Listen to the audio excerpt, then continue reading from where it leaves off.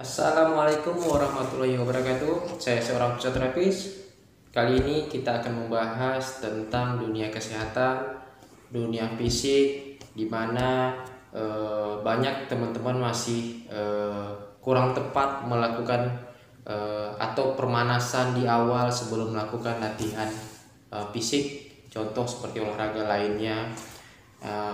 Yang paling penting itu satu, bagaimana kita saat melakukan permanasan atau stretching. Nah, kali ini kita akan membahas tentang stretching yang benar, stretching yang tepat saat melakukan sebelum olahraga atau latihan fisik lainnya.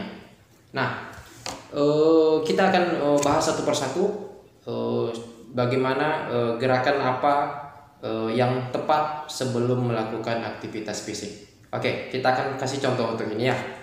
Nah, kali ini saya akan memperlihatkan stretching yang tepat, stretching yang benar pada saat sebelum melakukan aktivitas fisik seperti olahraga lah. Nah, yang namanya stretching, yang namanya pemanasan itu berbeda. Nah, pertama, banyak teman-teman yang melakukan aktivitas sebelum olahraga stretching. Contoh, kita melakukan stretching dengan seperti ini, melakukan tahanan yang lama, melakukan gerakan yang statik dan diam sampai 8 detik atau 10 detik. Nah, itu kurang tepat untuk melakukan sebelum latihan. Karena kenapa? Yang namanya pemanasan, yang namanya stretching aktif, pemanasan itu kan dilakukan pada saat sebelum melakukan aktivitas fisik. Nah, kita kan yang namanya pemanasan itu seperti memanaskan otot. Ketika ototnya sudah panas, ketika ototnya sudah fleksibel, nah maka otot akan siap melakukan olahraga. Ketika kalau kamu melakukan stretching pasif seperti yang saya lakukan ini untuk tricep, kita tahan sampai 8 detik atau 10 detik. Nah, itu namanya bukan pemanasan, itu pendinginan, stretching. Kalau kita stretching seluruh tubuh kita, otot kita, maka apa yang akan terjadi? Otot akan menjadi rileks, kita akan mudah ngantuk, olahraga pun tidak fit dan tidak fokus karena ototnya rileks. Nah, yang dikatakan pemanasan sebelum melakukan aktivitas fisik dan atau sebelum melakukan olahraga, lakukan stretching aktif. Stretching aktif gimana? Nih, saya kasih contoh. Kita mau pemanasan shoulder atau bagian bahu, boleh kita lakukan pergerakan seperti ini.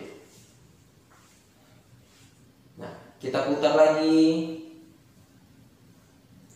Nah, ini stretching aktif. Kenapa saya bilang aktif? Kita menggerakkan secara aktif. Nah, untuk yang lebih detail, yang lainnya, misal untuk bagian shoulder bisa kita lakukan peregangan. Nah, tuh. Ini lebih bagus daripada stretching yang pasif. Karena kenapa? Kita akan mempersiapkan otot supaya ototnya siap melakukan aktivitas fisik. Agar ototnya panas, agar ototnya berkontraksi. Tujuannya itu apa? Ya untuk supaya siap kita melakukan aktivitas. Tapi kalau teman-teman melakukan stretching yang terlalu lama, ditahan yang terlalu lama, tidak ada salahnya sebenarnya. Tapi ketika nanti Anda melakukan olahraga ataupun pertandingan, kita tidak akan fokus untuk melakukan itu. Kenapa? Ototnya sudah rileks. Dalam arti ototnya itu tidak berfungsi lebih maksimal. Karena kenapa? Ya karena pada saat ada stretching itu kan rileks ototnya. Jadi kita tidak akan baik untuk melakukan aktivitas lagi. Nah, itulah alasannya kenapa saya membahas tentang stretching yang benar, stretching yang tepat pada saat melakukan aktivitas. Ketika kita melakukan stretching yang terlalu lama ditahan, otot-ototnya yang udah bagus akan siap dia melakukan olahraga. Kita lakukan stretching, ditahan sekian detik, 10 detik. Nah, otot akan rileks, otot akan lemas. Ketika nanti kita melakukan aktivitas fisik, olahraga, otot tidak siap. Nah, stretching yang saya lakukan sekarang yang ditahan beberapa detik tidak salah, tapi tidak maksimal untuk ketika Anda nanti melakukan aktivitas fisik. Nah, yang lebih maksimal itu yang harus kita lakukan, contohnya kayak seperti tadi, yang lebih banyak aktif, stretchingnya tidak terlalu banyak ditahan. Nah, dan lakukan secara berulang, boleh lakukan secara apa aja, dan tidak terlalu banyak ditahan.